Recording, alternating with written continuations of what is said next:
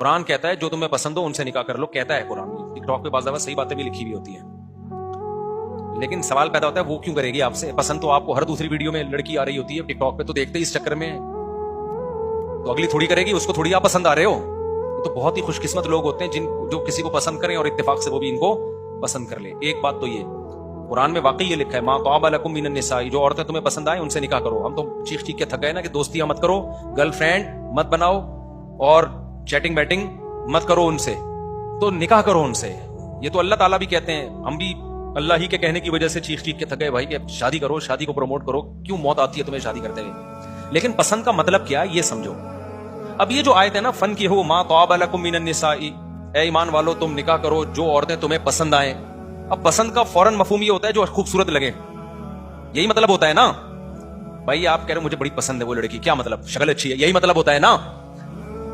مولوی تھانوی رحمۃ اللہ نے اس کا ترجمہ پسند سے نہیں کیا، بلکہ اس کا ترجمہ ایسے کیا ہے، قوسین میں ڈال دیا جو کسی بھی مصلحت سے تمہیں، آگے لکھا مناسب لگے.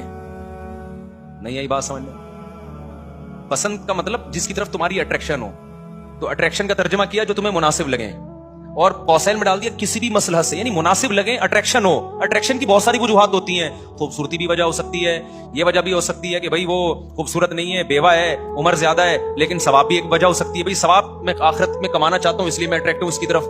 بعض دفعہ یہ ہوتا ہے یار اس کے یتیم بچوں کو پالوں گا، میرے پاس اور تو کوئی نیکی نہیں ہے تو چلو اس بہانے سے شادی کر لیتا ہوں، یہ بھی اٹریکشن کا ذریعہ بن سکتی ہے. بعض دفعہ آپ کو پسند نہیں، آپ کے ابا کو پسند ہے، آپ کہتے ہو چلو میرے ابا کی بہو بن جائے گی، میں ابا کی خاطر یہ نکاح کر لیتا ہوں. تو 20 مصلحتیں ہو سکتی ہیں کسی کی طرف مائل ہونے کی. بعض دفعہ یہ بھی وجہ ہوتی ہے خوبصورت ہے بھائی، میں اس سے نکاح کروں گا تو میں زنا سے بچوں گا، ادھر ادھر جانے سے بچ جاؤں گا. تو 20 اب یہ سمندر کو کوزے میں بند کر دیا انہوں نے. تو قوسین میں لکھا جو کسی بھی مصلحت سے تمہیں، آگے بریکٹ بند، پسند ہو، یہ مناسب لگے. تو مناسب لگے طابہ کا ترجمہ ہے، اور کسی بھی مصلحت کا مطلب یہ اس میں عموم ہے، مناسب لگنی چاہیے. کہ وجہ کیا ہے یہ تم خود فیصلہ کرو. نہیں یہی بات سمجھ میں؟ تو اس لیے یہ جو اللہ میاں نے کہا نا جو تمہیں پسند آئے ان سے شادی کرو، اس کا مطلب صرف شکل کا اچھا ہونا نہیں ہے، اس میں 20 چیزیں ہیں. آخرت بھی آپ کے سامنے ہو سکتی ہے. بعض دفعہ انسان کہتا ہے مجھے میچور، دیکھو حضرت جابر بن عبداللہ نے جب شادی کی نا تو وہ بڑی عمر کی خاتون سے کی جو طلاق یافتہ تھیں یا بیوہ تھیں. ہمارے نبی نے فرمایا کنواری سے کیوں نکاح نہیں کیا؟ صحیح بخاری کی حدیث. انہوں نے فرمایا یا رسول اللہ میری چھوٹی چھوٹی بہنیں ہیں اور میری والدہ کا انتقال ہو گیا ہے، اب مجھے اپنی بہنوں کی کفالت کے لیے نکاح کرنا ہے. تو اگر میں کم عمر لڑکی سے کنواری سے کرتا تو وہ تو خود اس قابل ہے کہ اس کو پالا جائے، اس کو سنبھالا جائے، تو میری بہنوں کو کون سنبھالتا؟